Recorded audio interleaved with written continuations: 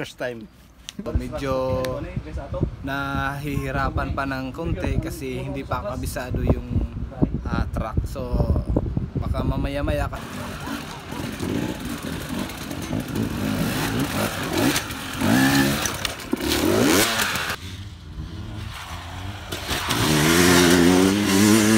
So good morning. Ayan, so papunta na kami ngayon ng so racetrack. Okay, so tara, let's go na tayo.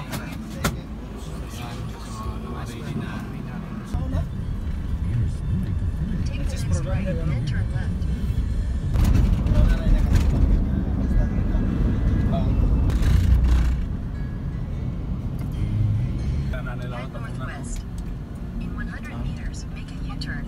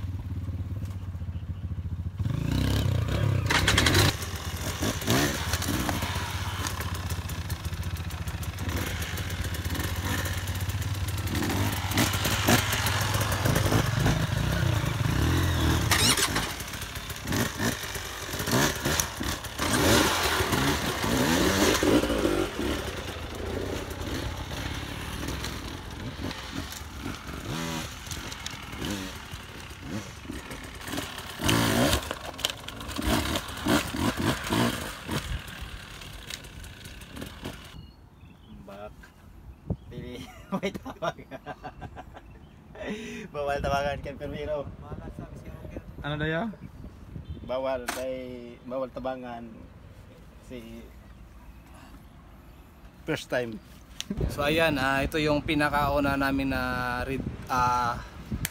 track read, no. So medyo nahihirapan pa ng konti kasi hindi pa kabisado yung track. So baka mamaya-maya kasi hindi pa ito yung final na unit nila. Ano pa, kumbaga partial pa lang to. So antay-antay lang tayo.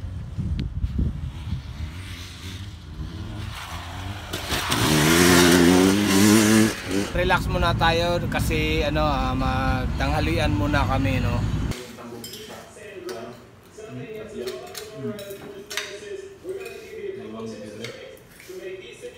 Yun, kain muna tayo mga kapersa para may lakas tayo mamaya pagbalik doon sa restaurant. Back to the track na naman, no. So wala kaming ibang gagawin sa ngayong araw na to kundi full of practice. Kaya tara, diretso na naman tayo. So relax ng konti, pagkatapos kumain, balik na naman sa track.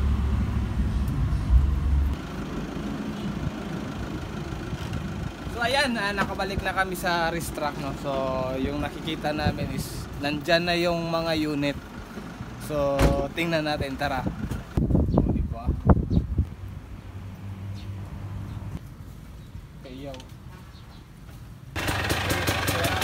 Ha? Ganda ng steam. Wow. Aski. So ayan, sobrang saya po ng mga rider natin, no, sa Arepes. Napaka-bliss po natin. Ganda yung mga unit. Husqvarna tsaka KTM po. So ay, sulit na sulit talaga. Napakaganda. Kailangan talaga natin na mag-practice na ng todo sa ngayon dahil ito na po yung magagamit natin na unit hanggang pag final race. At isi-set up na natin to ngayon kung ano yung pwede nating magawa na paraan na pwede natin baguhin kailangan nating sanayin pa yung sarili sa bagong unit. Kasi di ka pwede diretso na lang, hindi mo makakabisado.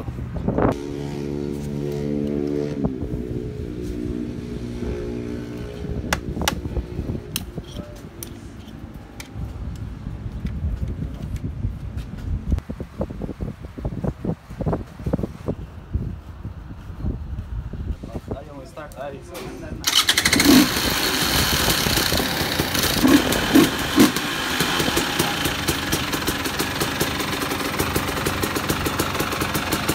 I-testing na natin yung mga bagong unit natin sa RFS na mga race bike.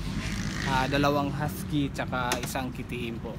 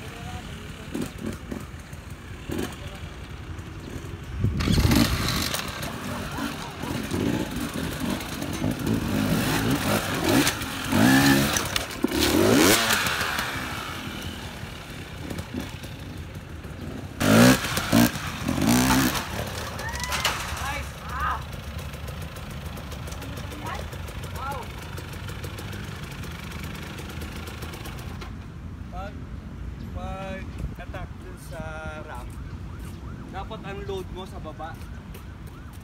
Kasi di ba bumuelo ka, tama yun. Pero ang load mo ng flywheel, bang, release ang clutch. Tapos pag load ng flywheel, bang, release ang clutch, sabay.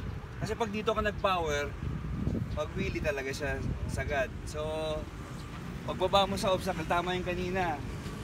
So timingin mo na yung power mo, load, bang, load ka na ng flywheel, release mo yung clutch, pag yung clutch in ulit, para hindi ka sumobra, para may run up ka eksakto doon.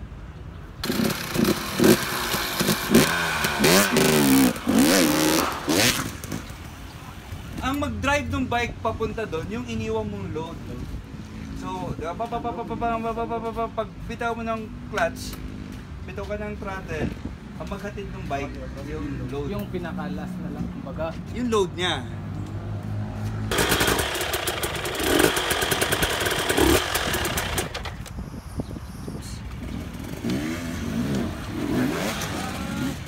Legs lang, huwag mo. Standby lang yung arms. Huwag mo, kasi pag sige ka pump ng arms, arm pump ka. So, sorry, di ba? Bababababababababababang.